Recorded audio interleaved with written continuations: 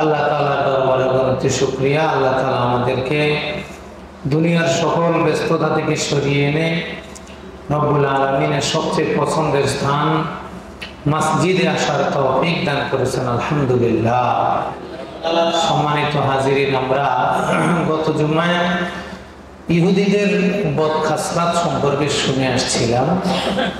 রাসূল সাল্লাল্লাহু আলাইহি ওয়াসাল্লামের আগ পর্যন্ত ইহুদিদের অপকর্মগুলো কেমন ছিল। তারা নবীদেরকে হত্যা করত, নবীদের সাথে বিদ্বেষ পোষণ করত, যে কোনোভাবে নবীদেরকে অপমান, নিচ, খাটো, ছোট করা তাদের মজ্জাগত অভ্যাস ছিল। এবং আল্লাহর সাথেও তারা বেয়াদবিপূর্ণ কথা বলত। আরিনাল্লাহ জাহরাতান, আমাদেরকে আল্লাহকে সরাসরি দেখায় দেয়।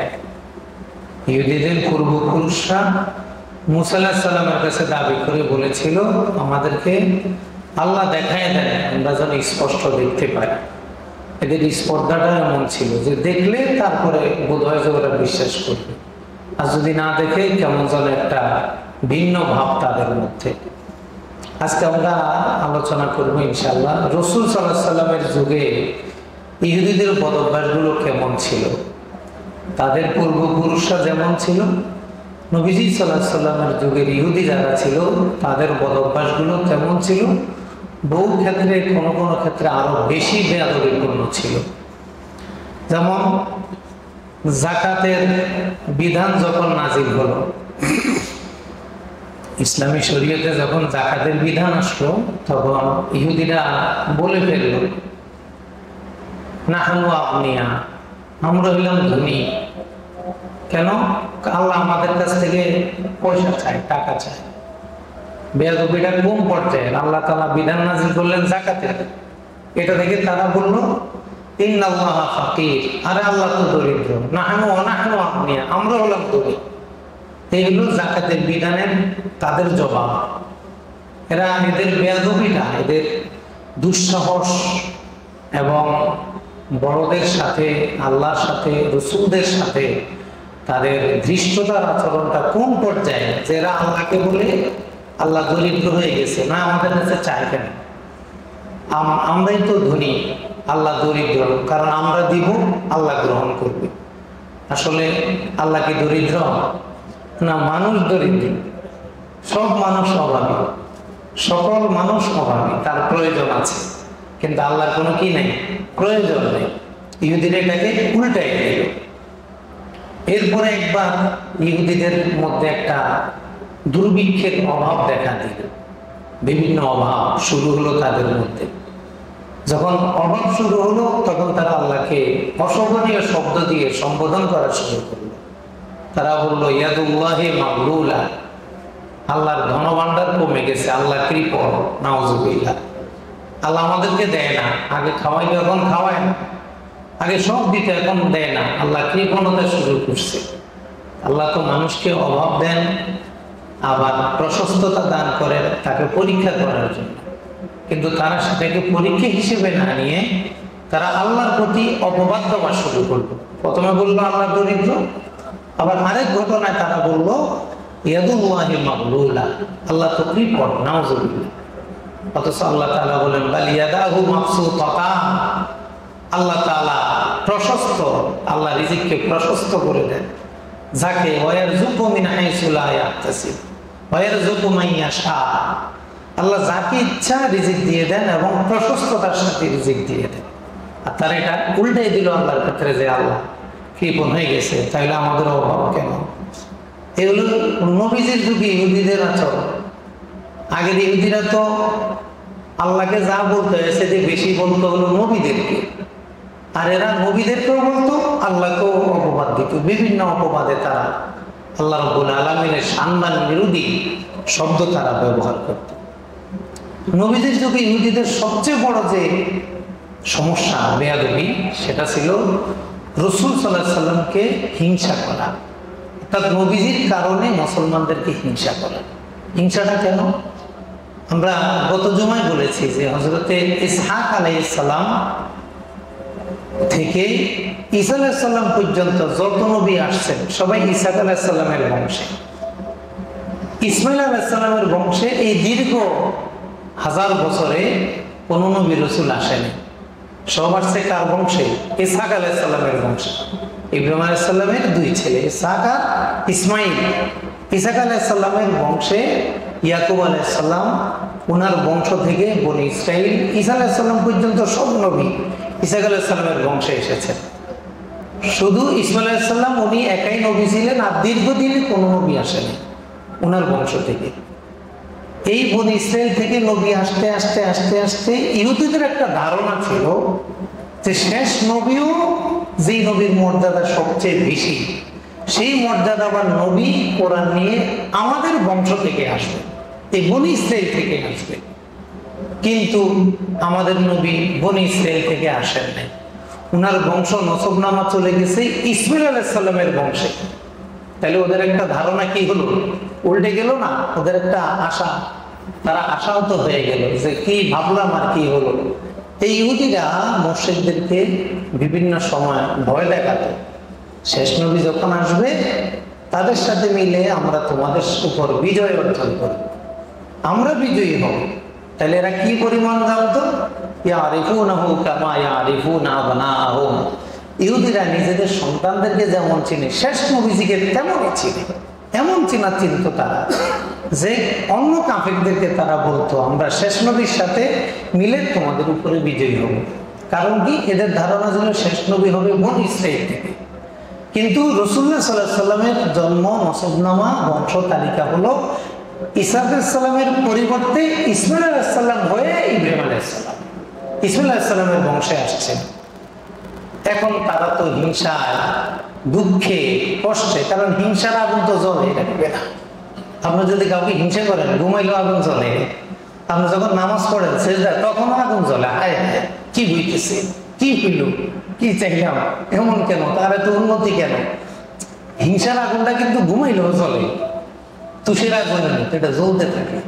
মানে ইহুদিদের আগুন জ্বলা শুরু হলো যে আমাদের বংশ থেকে আসলো না, আরেক বংশ থেকে আসলো।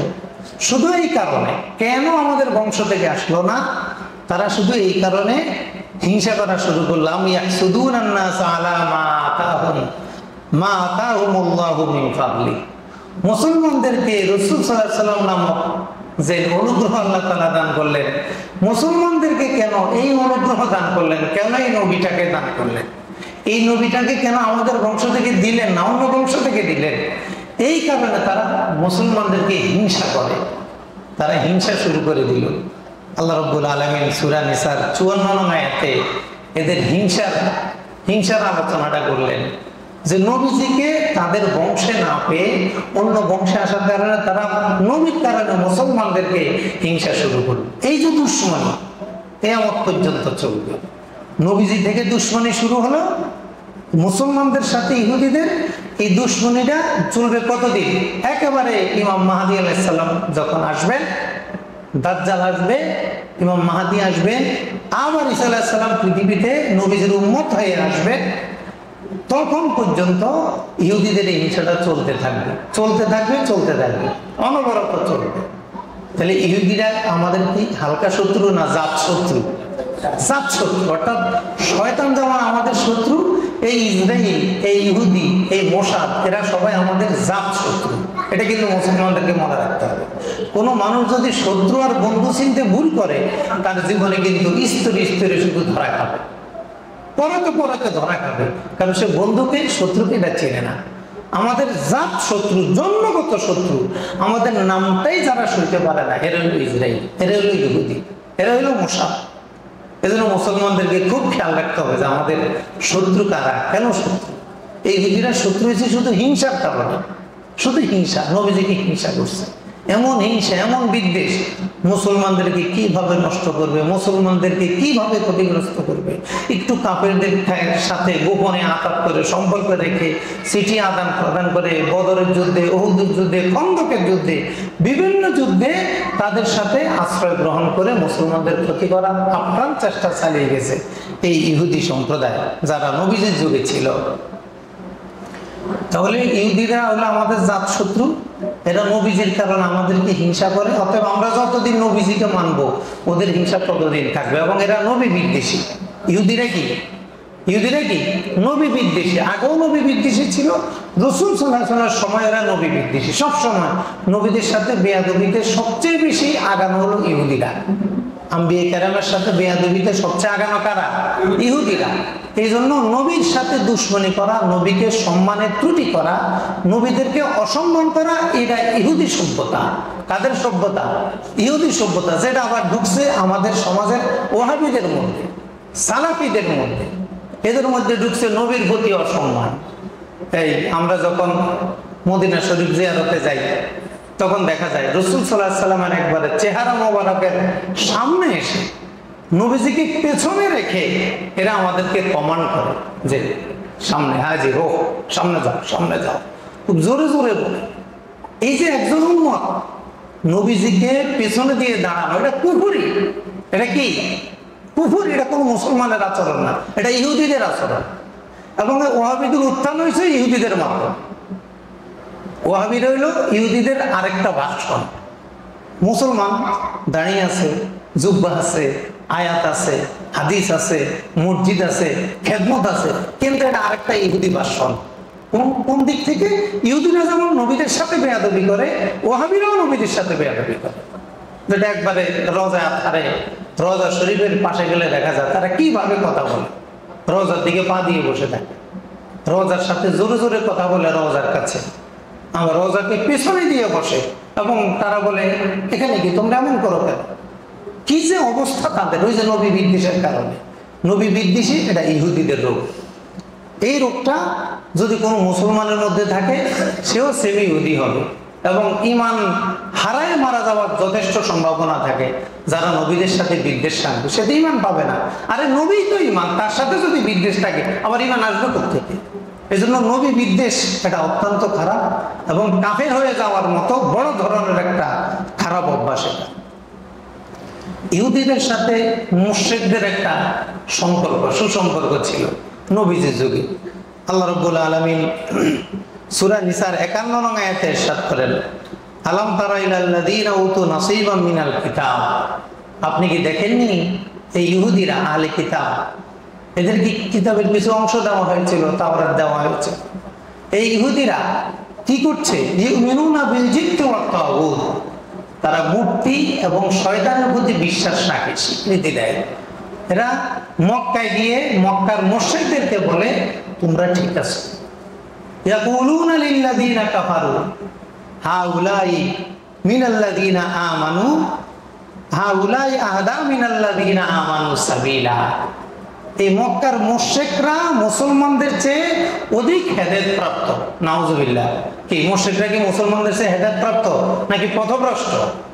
তো ইহুদিরা কি বললো যে দেখো তোমরা কিন্তু ভালো আছো, মুসলমানদের চাইতে ভালো আছো। মুসলমানরা একবারে বোকা নাদান। মানে ইহুদির সাথে মুশরিকদের কি একটা সুসম্পর্ক। ওই সুসম্পর্কে তারা বদর, উহুদ, খন্দক বিভিন্ন যুদ্ধে কাফেরদেরকে সহযোগিতা করতো গোপনে গোপনে।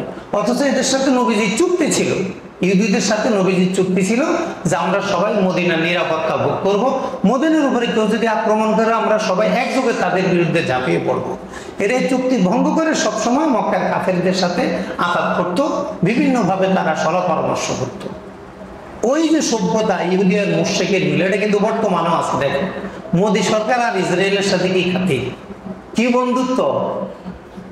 উগ্রবাদী হিন্দু মোদী আর হলো কি ইসরায়েল, নেতানিয়াহু ইহুদি। দেখেন এদের সাথে কি গভীর সম্পর্ক। ওখান থেকে এখানে এক্সপোর্ট হয়, ইম্পোর্ট হয়, পরামর্শ হয় বিভিন্নভাবে। সেই মোসাদের ইসরায়েলের ষড়যন্ত্রে আমাদের শিক্ষা ব্যবস্থায় ঢুকে আমাদের যে গতবার যে সিলেবাস ছিল সেখানে ফিলিস্তিন নামক কোনো ম্যাপে কোনো ফিলিস্তিন নামে কোনো রাষ্ট্র নাই। আমাদের বইয়ে, বইটা আমাদের সিলেবাস, যে ফিলিস্তিন নামে পৃথিবীতে কোনো রাষ্ট্র নাই। একটা রাষ্ট্র দেখা যায় ইসরায়েল, সাগর পাড়ে ইসরায়েল, আর কোনো ফিলিস্তিন নামে কোনো রাষ্ট্র নাই। এই মোসাদ ইসরায়েল ইন্ডিয়াকে দিয়ে আমাদের শিক্ষা ব্যবস্থাকে কিভাবে তারা নষ্ট করলো দেখে। এই জন্য মুশরিকদের সাথে ইহুদিদের যে সম্পর্ক এটা নবীদের যুগ থেকে ছিল, এখনো আছে, এবং এরা আজীবন এরা রাখার চেষ্টা করবে। মুসলমানদের বিরুদ্ধে এরা সবসময় এক হয়ে একযোগে তারা মুসলমানদের উপর আক্রমণ করবে।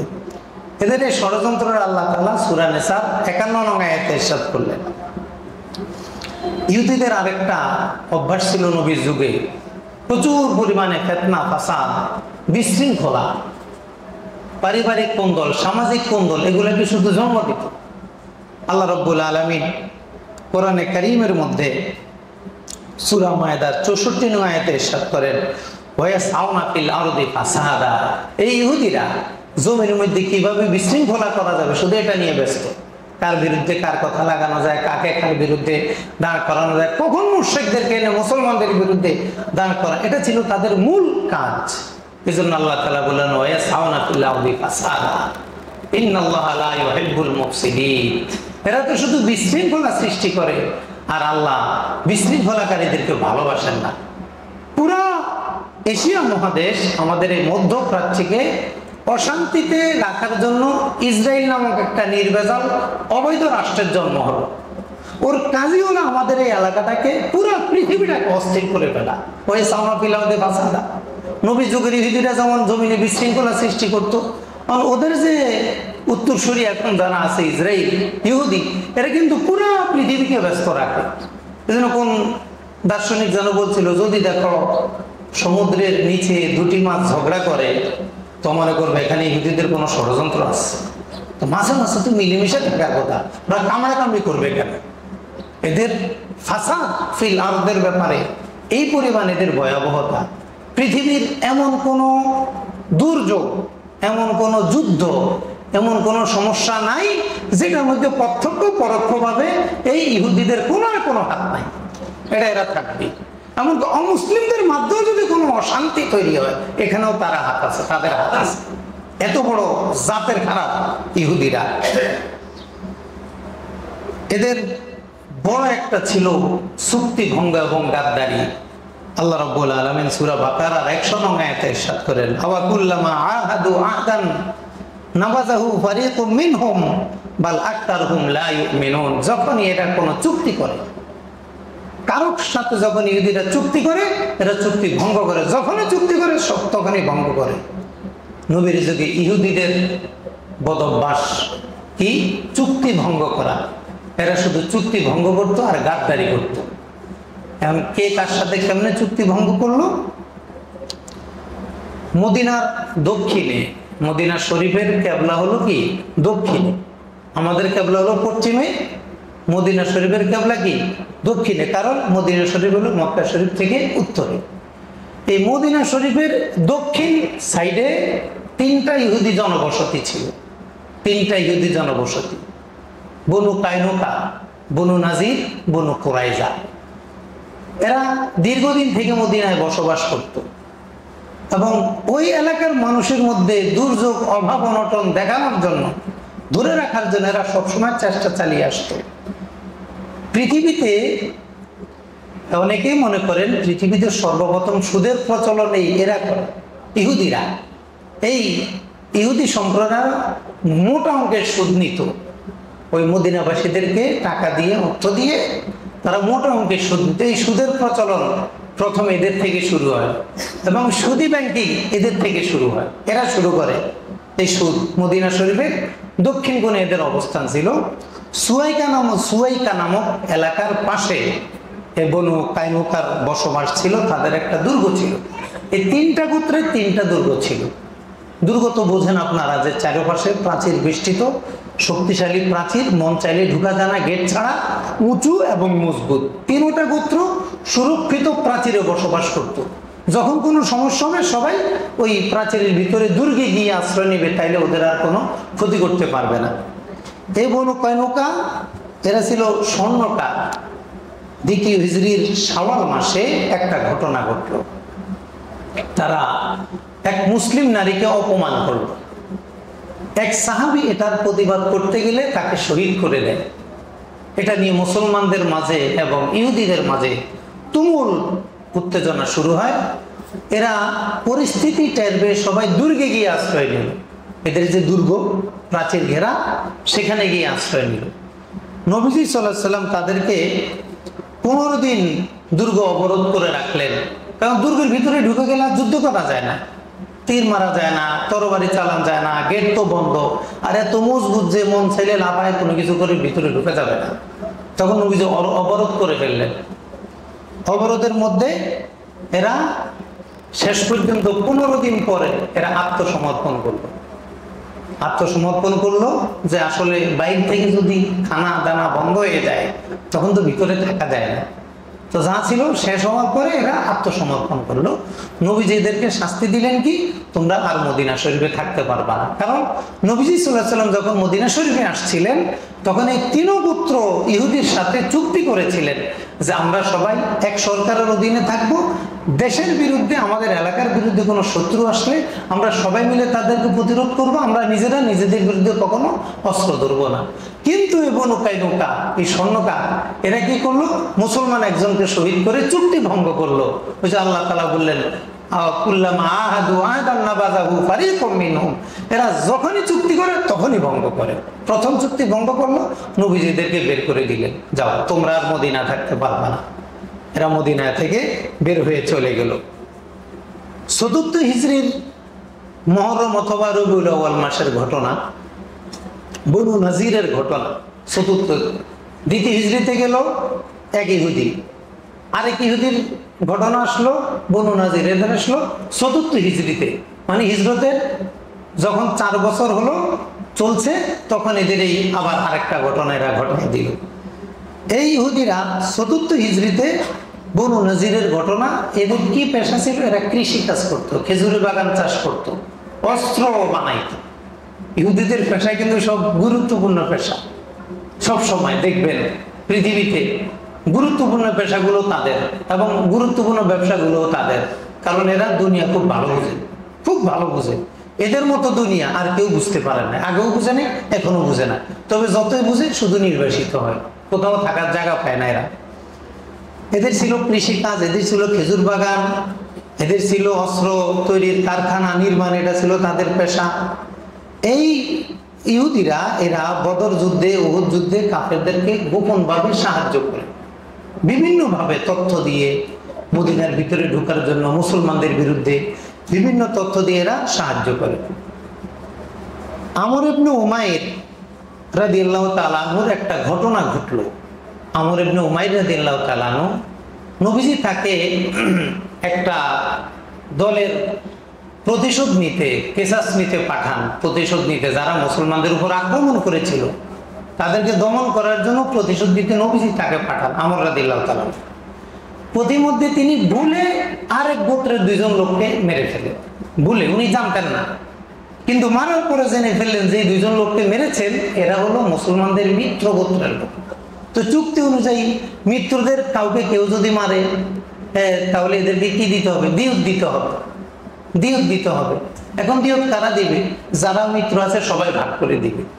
এখন মেরেছে মুসলমান, কিন্তু যেহেতু রাষ্ট্রীয় নিয়ম হলো আমাদের কেউ বিপদে পড়লে আমরা সবাই অংশগ্রহণ করবো, যেহেতু ভুলে কাজটা হয়েছে, আমর রাদিয়াল্লাহু তাআলা আনহু এই কেসাসের জন্য, এই দিয়ত আদায়ের জন্য নবীজি বনু নাজিরের এলাকায় দুর্গে গেলেন, যে ওদের সাথে কথা বলবে যে এখন যে দিয়তটা আসছে, যে মৃত ব্যক্তিদের পরিবারকে দিতে হবে, এটা তো আমাদের এত ভাগে এত পার্সেন্ট আসছে, তোমরা এটা কিভাবে দিবে, এই আলোচনা করার জন্য নবীজি তাদের দুর্গে গেলেন। সেখানে গিয়ে বসলেন। নবীজি যাবেন এটা শুনে তারা একটা রুমের উপরে বড় একটা পাথর ঠিক করলো, নিচে নবীজি বসবে, নবীজি এখানে বসবে, এখানে একটা পাথর আগ থেকে ওরা উপরে নিয়ে নিল। ওদের ষড়যন্ত্র হলো নবীজি যখন এখানে বসবে আমাদের সাথে কথা বলার জন্য, উপর থেকে পাথরটা ফেলে দিলে সাথে সাথে শেষ হয়ে যাবে। এলো ইহুদিদের ষড়যন্ত্র, এবার নবীজিকে শেষ করে দিবে ইহুদিরা। তো নবীজি ওখানে বসছেন, কারণ ওদের আসন ওখানে পাতানো ছিল, বসার ব্যবস্থা ছিল। জিবরিল আলাইহিস সালাম নবীজিকে বললেন, হুজুর এখান থেকে সরে যান। এই ঘটনা। এখন তো গুমর ফাঁস হয়ে গেছে, গোপন তথ্য ফাঁস হয়ে গেল যে খোদ রাষ্ট্রপ্রধানকে মারার জন্য চুক্তিবদ্ধ সম্প্রদায় এরা রাষ্ট্রপ্রধানকে মারার জন্য ষড়যন্ত্র করলো। তখন নবীজি এদেরকে বললেন, এদেরকে শাস্তি দিয়ে দিলেন, যাও তোমরা বেরো, মদিনা থেকে বেরো, আর থাকতে পারবা না। কিছু সময় দিয়ে দিলেন, এই নির্দিষ্ট সময়ের মধ্যে তোমরা যা নিতে পারো সব নিয়ে চলে যাও। এদের রেখে যাওয়া যে সম্পদ ছিল, খেজুর বাগান ছিল, এগুলা গনিমত হিসাবে মুসলমানদের মালিকানা রয়ে গেল। তো নবীজিকে মারতে চাইছে, এই জন্য এদেরকে বের করে দিলেন। আর আগের গোত্রকে বের করলেন কি জন্য? একজন মুসলমানকে অন্যায়ভাবে শহীদ করছে, একজন নারীকে অপমান করছে।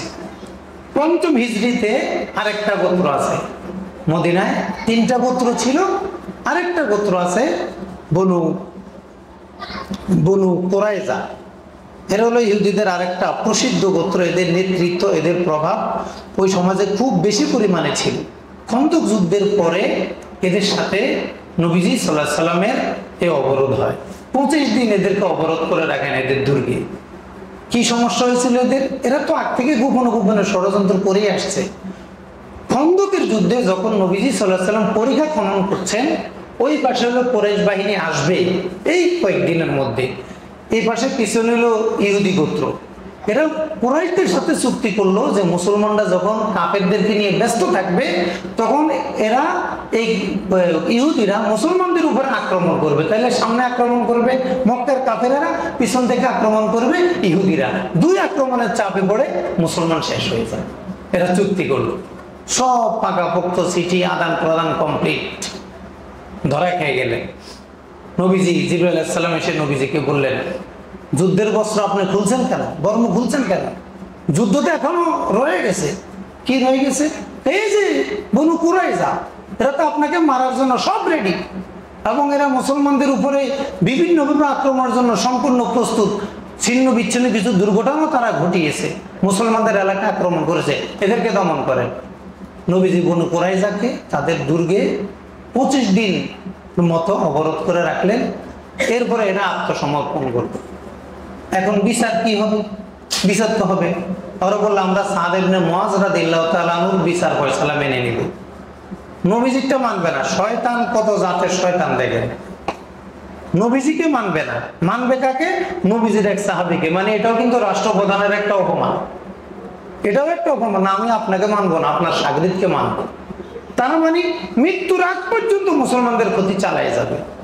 সাদ ইবনে মুআয রাদিয়াল্লাহু তাআলা নবীজি দায়িত্ব দিলেন, ঠিক আছে এরা তোমার বিচারে রাজি আছে, তুমি বিচার করো। সাদ ইবনে মুআয রাদিয়াল্লাহু তাআলা এই বনু কুরাইজার মিত্র ছিলেন এবং উনি তাওরাত কিতাবের পণ্ডিত ছিলেন। সাদ ইবনে মুআয রাদিয়াল্লাহু তাআলা তাওরাত কিতাব সম্পর্কে ভালো জানতেন। এরা যেহেতু তাওরাত কিতাবের অনুসারী ইহুদি, তো তিনি তাওরাত কিতাব খুলে দেখলেন কেউ যদি চুক্তিবদ্ধ হয়ে গাদ্দারি করে, এভাবে স্ববিরোধী কোনো আচরণ করে, নিজেদের মিত্রদের বিরুদ্ধে যুদ্ধের প্রস্তুতি নেয়, তাওরাত কিতাবে এদের কি শাস্তি লেখা আছে। তিনি তাওরাত কিতাব পড়ে দেখলেন এদের শাস্তি হলো এদের পুরুষদেরকে হত্যা করতে হবে, নারীদেরকে বন্দী করতে হবে। পুরুষ যারা যোদ্ধা মানে যুদ্ধ করতে সক্ষম, পরীক্ষা নিরীক্ষা করে এদেরকে হত্যা করতে হবে। তখন নবীজি সাল্লাল্লাহু আলাইহি সাল্লাম বললেন, ঠিক আছে তো তুমি এদের ফয়সালা করো, যে ফয়সালা আছে সেটা করো।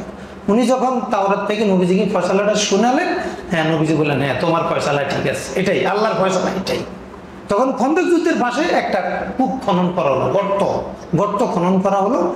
এদের 600-এরও বেশি পুরুষকে পরীক্ষা করা হলো, এরা যুদ্ধের উপযুক্ত কিনা, যুদ্ধে সক্ষম কিনা। এদের সবাইকে এনে হাত পিছনে বেঁধে বসায় শিরোচ্ছেদ করে গর্তে ফেলে দেওয়া হলো। একবারে 600 জনেরও বেশি ইহুদিকে এইভাবে মেরে কবর দেওয়া হলো, গর্তে চাপা দেওয়া হলো, আর এদের নারীদেরকে বন্দি করা হলো। এদের যত মাল এগুলা গনিমত হয়ে গেল। আচ্ছা বলেন তো, এই যে এদের 600 জনেরও বেশি পুরুষকে হত্যা করা হলো, এটা কি নবীজির ফয়সালা না ইহুদিদের নিজেদের ফয়সালা? ইহুদিদের। তারা বলছে সাদ ইবনে মুআয রাদিয়াল্লাহু তাআলা ফয়সালা মানবে, তাদের বন্ধু। তিনি তাওরাত কিতাব পড়ে তাদের শাস্তি নির্ধারণ করে দিলেন। এই যুগে কিছু ওরিয়েন্টালিস্ট, কিছু নাস্তিক, কিছু সেকুলার নবীজির উপরে আপত্তি তোলে যে মুহাম্মদ সাল্লাল্লাহু আলাইহি সাল্লাম কিভাবে রহমত, কিভাবে তিনি রহমতের নবী। আরে তিনি তো 600 জনের বেশি পুরুষকে নিজ হাতে হত্যা করেছেন। নাউজুবিল্লাহ। হত্যা কি নবীজি করেছেন না সাহাবীরা করেছে? হত্যার সিদ্ধান্তটা কি নবীজি দিয়েছেন নাকি তাদের তাওরাত কিতাবের সিদ্ধান্ত হওয়া ছিল? তাহলে নবীজিকে তুমি কেন দুষবা? এটাকে বলে জ্ঞান পাপী, ইতিহাসকে বিকৃত লোকের কথা বলে। এই ইহুদিরকে নবীজি সাল্লাল্লাহু আলাইহি সাল্লাম এভাবে শাস্তি দিয়ে এদেরকে ওখানে শেষ করে দিলেন। এদের বেয়াদবির কারণে আল্লাহ তাআলা কোরআন হাকিমের সূরা হাদীদের 16 নং আয়াতে ইরশাদ করেন, সুম্মা কাসাত কুলুবুকুম, এদের অন্তর শক্ত হয়ে গেছে। এদের অন্তর শক্ত। এরা মানুষের সাথে গাদ্দারি করতে, বেয়াদবি করতে, মানুষ মারতে কখনো ইতস্ত করে না। দেখেন না কি নিষ্ঠুর বর্বরতা ফিলিস্তিনে, গাজায়, যে খাবার নাই, একা তো নাই, আবার যারা দিতে আসে তাদেরকেও ঢুকতে দিচ্ছে না, কোনো খাবার ঢুকতে দিচ্ছে না।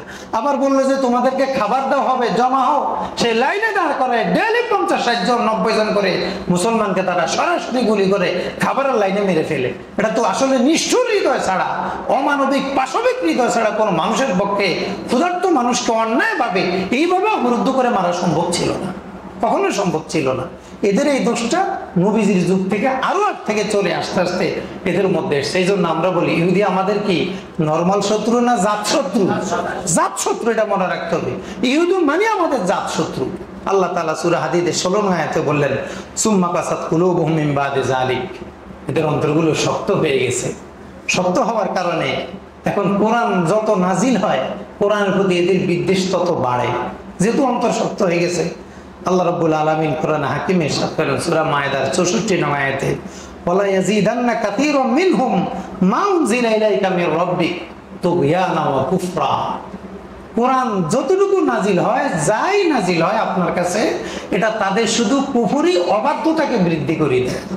যে ইহুদিদের অবাধ্যতা এবং কুফরিকে বৃদ্ধি করে দেয় এই কোরআন। অর্থাৎ কি, এদের মন তো শক্ত হয়ে গেছে, এবার কোরআন যত নাজিল হয় এদের বিদ্রোহ, এদের বেয়াদবি, এদের বিদ্বেষ তত বেশি বাড়তে থাকে, এটা আর কমে না। আল্লাহ রাব্বুল আলামিন এই ইহুদিদের আরেকটা চরিত্র কোরআনে কারিমে ঘোষণা দিলেন। এদের যে কত বাজে চরিত্র আছে, আরেকটা চরিত্র হলো এরা আল্লাহর চেয়ে, তোমরা যারা মুসলমান তোমাদেরকে বেশি ভয় করে, আল্লাহর চেয়ে বেশি ভয় করে। দেখেন না, ওই যে বিভিন্ন ভিডিওতে দেখা যায় যে ইসরায়েলের হাতে অস্ত্র আর ফিলিস্তিনের হাতে হলো গুলেল আছে না, গুলেল, ইট, ঢিক, এইভাবে মারে আর ও অস্ত্র নিয়ে দৌড়ে ভেগে যায়। কারণ ইহুদিরা আল্লাহর চেয়েও মুসলমানদেরকে বেশি ভয় করে। আল্লাহ রাব্বুল আলামিন কোরআনে কারীমের সূরা হাশরের 13 নং আয়াতে ইরশাদ করলেন লাম তুমাশাদ্দু রাহবাতান ফি সুদুরিহিম মিনাল্লাহ। আল্লাহর চেয়েও ওদের অন্তরে তোমাদের ভয় অনেক পরিমাণে বেশি আছে। যালিকা বিআন্নাহুম কাউমুন লা ইয়াফকাহুন, কারণ এরা হলো জাত ব্যাককর, এরা বুঝে না, এরা দুনিয়া বুঝে পরকাল বুঝে না, দুনিয়া বুঝে পরকাল বুঝে না, পরকালের চেয়ে এটা দুনিয়া বেশি বুঝে। এই জন্য এগুলো হলো জাত ব্যাককর, বিআন্নাহুম কাউমুন লা ইয়াফকাহুন। এদের আসলে সেই বুঝে সেই ইয়েই নাই, সেন্সই নাই এদের, এরা শুধু দুনিয়া বুঝবে, পরকাল বুঝে না। এই জন্য এরা আল্লাহর চেয়ে তোমাদেরকে বেশি ভয় পায়। এরা হলো ঘোর সাম্প্রদায়িক, এবং পৃথিবীতে কেউ যদি সাম্প্রদায়িক থাকে তাহলে নির্ভেজাল সাম্প্রদায়িক হলো ইসরায়েল, ইহুদিরা। এরা বলে কুলুবুনা গুলফুন, আরে আমাদের অন্তর তো তালাবদ্ধ, যতই ওয়াজ করো ঢুকবে না ভিতরে, শেষ ওয়াজ আর কি করবেন। এই জন্য দেখবেন এত ওয়াজ, এত নসিহত, ইহুদি কিন্তু সহজে মুসলমান হয় না। ওই যে ইরানে 2-1টা মুসলমান হয়েছে, পরে দেখা গেল এগুলো কি গোয়েন্দা, মুসলমান হয়ে গোয়েন্দাগিরি করতে আসছে। এই জন্য আল্লাহ তাআলা কিন্তু ওদেরকে বারবার বলছেন ওয়াকসারু মিনহুম ওয়া মিনহুম লা ইউমিনুন, এদের অধিকাংশ কি ঈমান আনে না, এরা বেঈমান থাকে, এরা খারাপ থাকে। এই জন্য এরা ঘোর সাম্প্রদায়িক। এদের সাম্প্রদায়িককে ঘোষণা দেয় কিভাবে, কুলুবুনা গুলফ, যত ওয়াজ করা লাভ নাই, আমাদের অন্তর তালা মারা, এখন তোমার কিছু আর ঢুকবে না, তুমি সারাদিন ওয়াজ করেও আমাকে তুমি মুসলমান বানাইতে পারবা না। এটা হলো ইহুদিদের সভ্যতা। এই জন্য আল্লাহ তাআলা কোরআন হাকিমের মধ্যে ইরশাদ করে দিলেন উলাইকাল্লাযীনা লাআনাহুমুল্লাহ, এদের সার্বিক বেয়াদবি, বিদ্বেষ, হিংসার কারণে, বিদ্রোহের কারণে আল্লাহ তাআলা এদের প্রতি লানত অবতীর্ণ করেছে। এরা লানতের উপযুক্ত। এদের বংশধর কিয়ামত পর্যন্ত যারা আসবে সবাই লানত পেতে থাকবে। সৃষ্টির লানত, আল্লাহর লানত, ফেরেশতাদের লানত, নবীদের লানত, মানুষের লানত, সব লানত ইহুদিদের উপরে। এই জন্য কিন্তু আমরা কোরআনে কারীমের সূরা ফাতিহা যখন নামাজে পড়ি, একবারে সর্বশেষ আয়াত গায়রিল মাগদুবি আলাইহিম ওয়ালাদ-দাল্লিন। এই মাগদুবি আলাইহিম কারা? মুফাসসিরিনে কেরাম বলেছেন অভিশপ্ত জাতি হলো ইহুদিরা। অভিশপ্ত জাতি কারা বলেন? অভিশপ্ত জাতি কারা? ইহুদিরা। কোরআনে আপনি কিন্তু প্রতিদিন প্রতি রাকাতে সূরা ফাতিহা শুনছেন অথবা বলছেন গায়রিল মাগদুব, যে ইহুদিদের পথে আমি যাব না, ইহুদিদের পথে আমি চলবো না, ইহুদিরা যেই কারণে তারাই অভিশপ্ত হয়েছে ওই কারণগুলো আমি করব না। তাহলে ইহুদিদের কি কি সমস্যা ছিল? হিংসা। এক নম্বরে কি ছিল বলেন? ইহুদিদের মধ্যে কি ছিল? হিংসা আছে, এখনো হিংসা আছে। তাহলে আমাদের মধ্যে কি হিংসা রাখা যাবে ভাই? আমি তো মুসলমান, আমি তো ইহুদিদের উল্টাটা করবো? নবীজি বলেন খালিফুল মুশরিকিন ওয়াল ইয়াহুদ, তোমরা ইহুদি খ্রিস্টানদের উল্টাটা করো, তারা হিংসা বিদ্বেষ পোষণ করে, তোমরা এগুলো ছেড়ে দাও। এই জন্য তাদের প্রধান রোগ ছিল হিংসা। অতএব আমি মুসলমান হিসাবে আমি কাউকে হিংসা করব না। আমি কারো উপকার করতে পারি আর না পারি, কমপক্ষে কারো ক্ষতি করবো না, কারো ক্ষতি করবো না। এবং এরা সব সময় ছিল কূটকৌশলী, কিভাবে মানুষের ক্ষতি করা যায়। এরা সবসময় মানুষের ক্ষতির জন্য মরিয়া হয়ে থাকতো। এই জন্য আমরা কারো ক্ষতি করব না।